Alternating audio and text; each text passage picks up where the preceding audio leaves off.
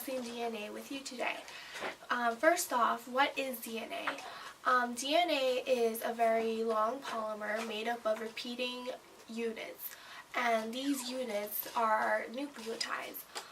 Nucleotides have three parts to it. It's phosphate groups, a base, and a sugar.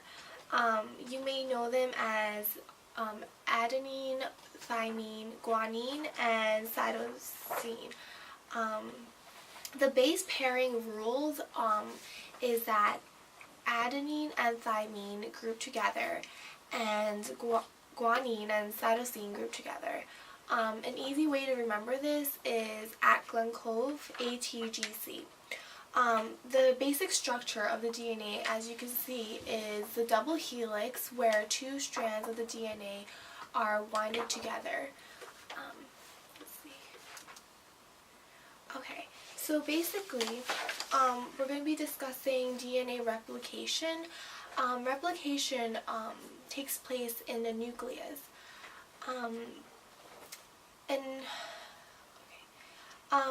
In replication, the cell uses both strands, and what happens first is the unzipping.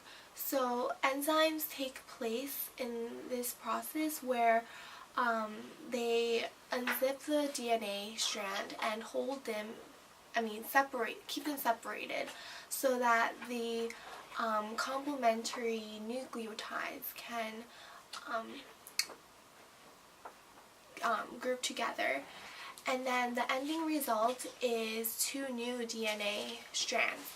An important enzyme that takes place in DNA replication is the DNA polymerase, which basically adds the nucleotides to the complementary strand. Next we have DNA in protein making. To make proteins, the genetic code is needed. So after DNA replication, an RNA enters the nucleus and makes a complementary strand to it. And the whole reason this happens is because DNA, being that it's a double helix, is too big to exit the nucleus to get to the ribosomes, which is located in the cytoplasm. So therefore the RNA takes its place, and being that it's a single-stranded, so it enters it, and the entire DNA strand is not necessary to for the protein making. Just a part of it is necessary. So the RNA, it gets the complementary strand. Remember that RNA uses U instead of T. So transcription, it basically copies the sequence of the DNA. And the important enzyme here that's used instead of DNA polymerase is RNA polymerase. Next we have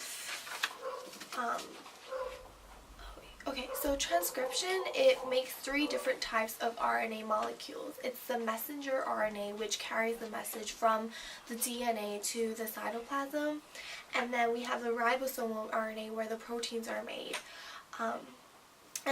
This RNA makes the amino acids, and the transfer RNA, which transfers the amino acids to the growing polypeptide. Out of the nucleus, we come to the ribosome, and this one is called translation. And in translation, the RNA molecule, RNA strand that we got from the nucleus comes to in between the two parts of the ribosome, and the tRNA, which is the transfer RNA, brings an amino acid code that is complementary to the RNA strand. These codes are like words. So, for example, like AUG would code for the start codon, and these are basically the amino acids, and as these TNA molecules keep putting the codes on the strand, it grows a polypeptide in which is the protein. Next we have the PCR.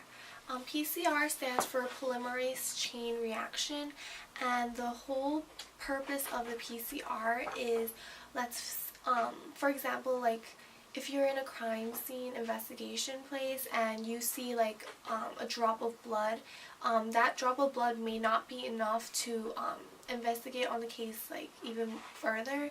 So what scientists do is they try to replicate the DNA inside the blood so that they have more resources that they can work with. And 4 key materials are needed for this. They are the DNA to be copied, which is the blood in this case, and DNA polymerases that's used in the DNA replication, that's the main enzyme, and lots of nucleotides, and 2 primers. So the first step is to put the drop of blood and all of these 4 materials in a container and to heat it for a few seconds.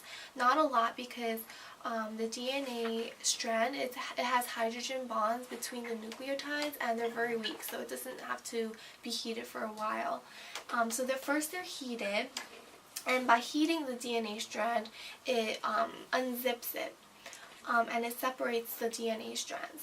After that, they're immediately cooled, and by cooling it, it allows the 2 primers to form hydrogen bonds with the target sequences. It's like basically the starting point of where the DNA polymerase starts to add the complementary nucleotides.